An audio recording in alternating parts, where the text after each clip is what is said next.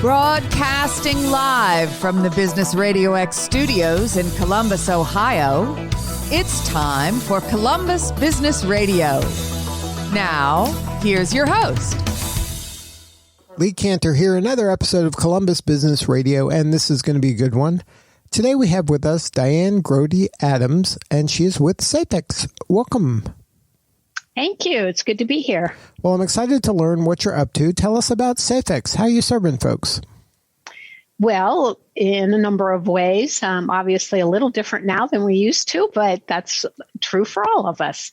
So we're an industrial hygiene, safety, and environmental support team. So we help our clients meet their OSHA and EPA obligations, as well as reduce costs by keeping their workers safe and on the job. So how'd you get into this line of work? Honestly, luck. Like many students, when I got out of college, I kind of changed my major and some ideas what I thought I wanted to do. And I happened to be fortunate enough to have a science degree. The state was hiring science majors. I applied and found a career called Industrial Hygiene and loved it. Actually ended up going back to grad school, and that's what I've been doing ever since. I didn't even know it was a real career when I went to school. So it was awesome. So tell us about, I would imagine in today's world, everybody's very conscious about this now, a lot more maybe than they were previously pre-pandemic. But tell us about health, safety, and environmental culture. Is there such a thing as that? And is it happening more and more? There is a culture that supports a strong health, safety, and environmental program. And I have to say, yes, it is happening more, but it's still not widespread just yet. We're on a growth curve, right? Many of the regulations that kind of got people started in health and safety and environmental are still only 40 or 50 years old.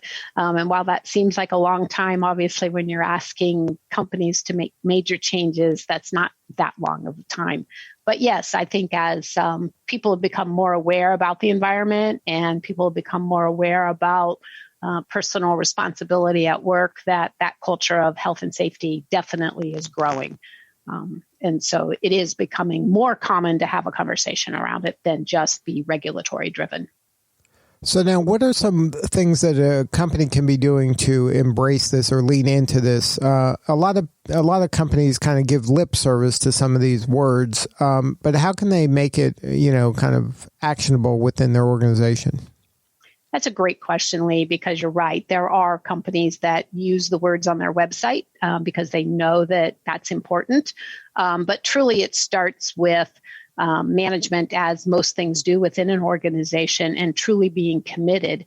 What they often don't recognize is that there are financial benefits to having a strong culture that supports health and safety. Their reputation is stronger in the community, which, as we know, buyers and are very interested in people doing the right thing and where they spend their money. And so from a reputation standpoint, there's huge benefit that can be gained. And frankly, we also find that employee retention is better when people have a strong health and safety culture. And we all know how hard it is to find good, strong, reliable, well-trained workers these days. So if you talk financial rewards, reputation, and retention, I would think most management teams would be very supportive. But they have to understand that those values, and then it's important to start being proactive and encourage their teams to follow along with the implementation of that culture. So now, what are some of the maybe some business practices? Maybe you can share some advice or some low-hanging fruit for folks that maybe they can be taking advantage of doing the work that's necessary, not just giving this lip service. Sure. Some great ideas are, you could even start with simple things as truly reducing waste. So whether that's recycling or doing process improvements that reduce your waste, that's step one. And sometimes just disposing of waste properly or recycling is an easy thing to do if you just take some time to do that.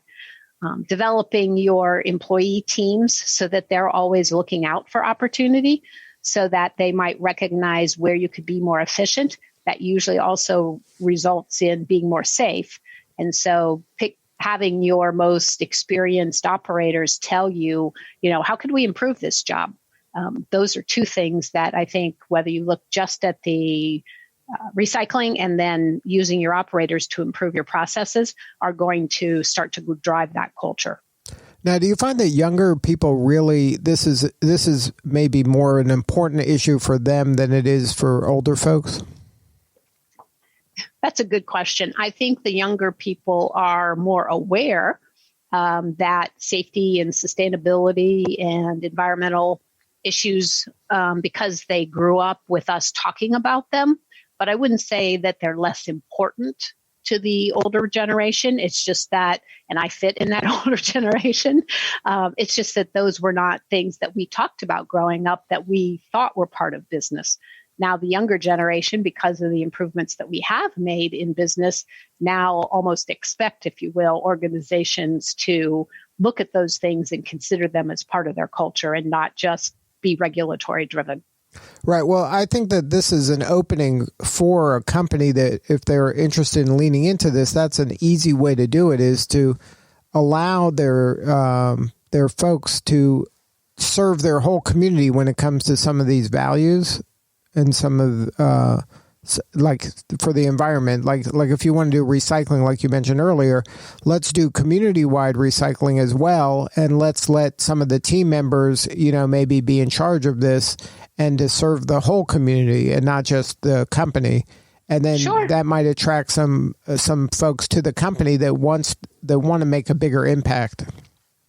And it's not uncommon. We work with a steel company that is very forward-facing when it comes to health and safety and environmental, and they frequently will have waste drives at the facility where the local community can bring certain kinds of waste and drop it off. I know a local computer consulting company that once a year allows any of their customers or their workers, family members, to bring their computers to get recycled. So you're right, you can kind of spread the word, serve the community, and it gives the people within the company that are implementing those programs a sense of satisfaction that they can take their values and educate and spread. Now, are some of the ideas that maybe we're talking about today, or maybe being implemented today, were those kind of wacky ideas from decades ago? Of course. I think back to growing up, we certainly didn't have everybody on the neighborhood recycling cardboard and cans and things like that. I do think that some of the older generation, older than me, did some of that because during the Depression, they were able to get money back for saving cans or taking cardboard. And those pennies that they got were really important in their finances. But as we got out of the Depression and people had a little more expendable money, I think we got away from those practices. And so I think it was an odd kind of person, maybe back to the 70s hippies people, that actually promoted that initially. But now I see it becoming obviously more a way of life. Now, when you got into this, were there some things that you were dreamed like, oh, this would be great if more and more people did this, and then some of these things are actually happening now, and now the goalposts have been raised now. Now we want more, right?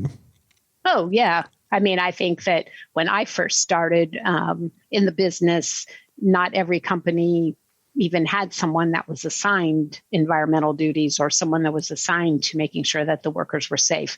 It either was an attorney issue if there was an unsafe workplace incident that occurred.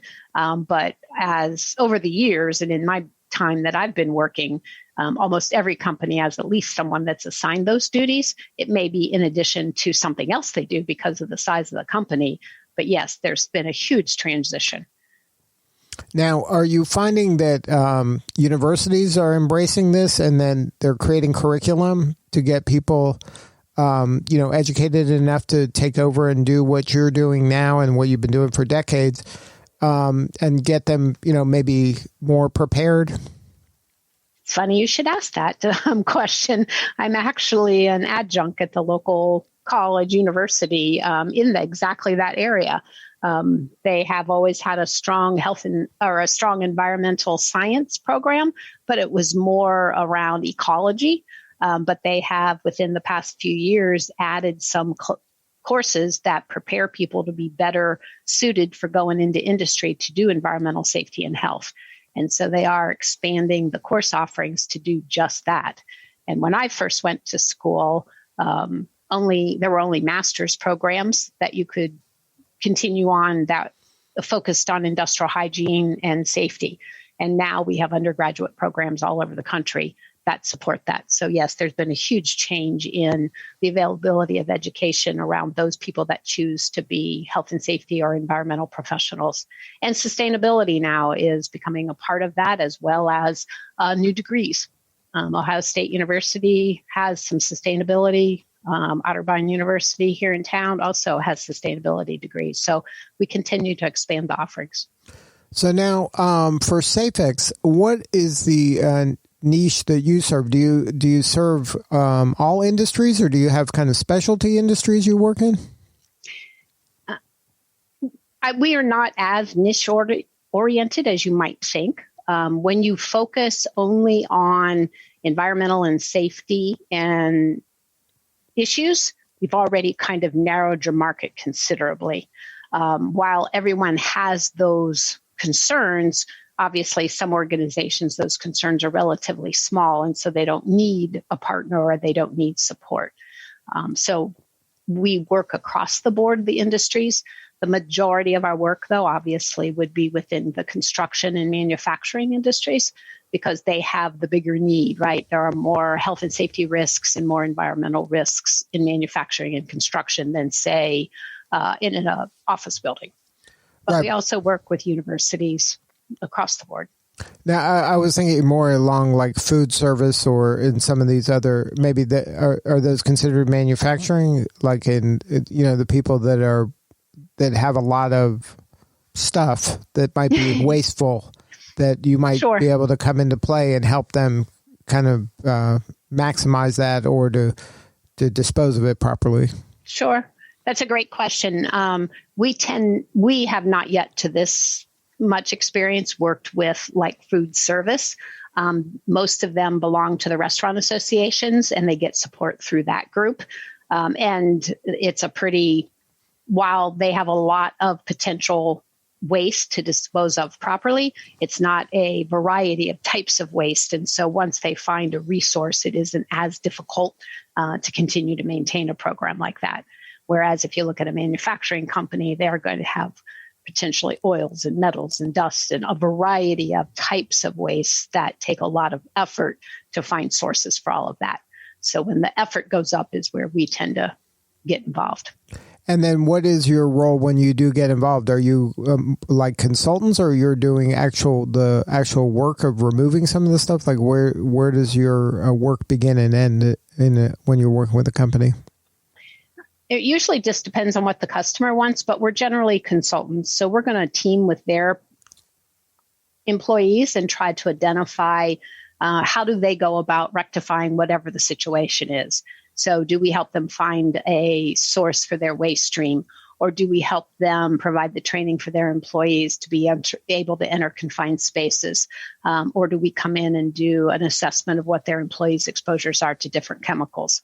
So each of those are kind of slightly different in the process that we would support them. But honestly, our goal is eventually to work ourselves out of a job. We want to give our partners the education and the knowledge and the processes and help them put them in place. But we want them to be able to manage it themselves, because they know their business is best. And so they should be able to, in our opinion, be able to continue that program once we step away. Now, do you typically enter into a new relationship because of a crisis? Something bad's happened and they're like, oh, we better call the Safex folks. Sorry to laugh, but there are occasions that an event has triggered why they get engaged with us. Yes, those are probably the least ideal situations, because obviously they're in trouble for something or on the borderline of being in trouble. And there's a lot of high emotion and a lot of crisis and a lot of deadlines. And we can certainly come in and have, in many cases, help them prepare a response to a regulatory agency or help them overcome whatever barrier there is.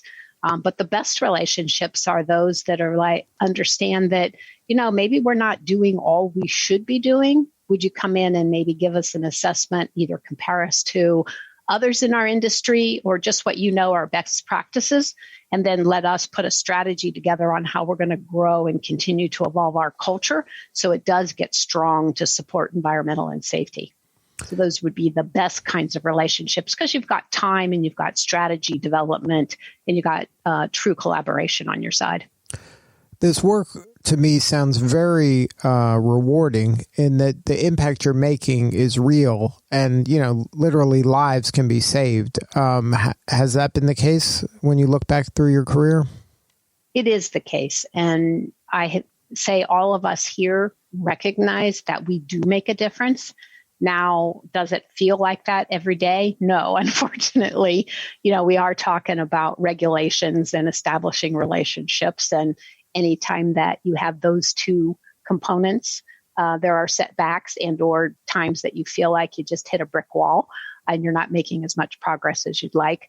But then when you stop and reflect, and that's probably true for most of us in our lives, if you stop and reflect at what good came out of the past few months or the past year, you go, oh, yeah, remember X, Y, and Z.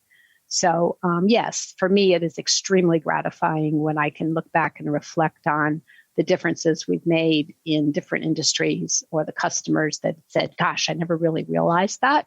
That's phenomenal that we can make this difference to our employees as well.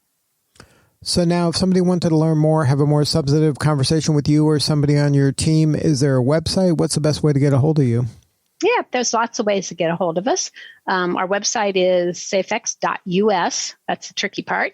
And if you go to safex, FAIHA.us, all of our pictures are on there actually and our direct lines, or you can always call us at 614-890-0800.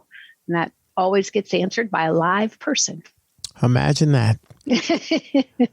Well, Dianne, it may not all be in the office, but we're always answering the phone. Well, Dianne, thank you so much for sharing your story today. You're doing important work and we appreciate you. Thank you, Lee. Thanks so much for helping us spread the word of keeping your employees safe and on the job. All right. This is Lee Cantor. We will see you all next time on Columbus Business Radio.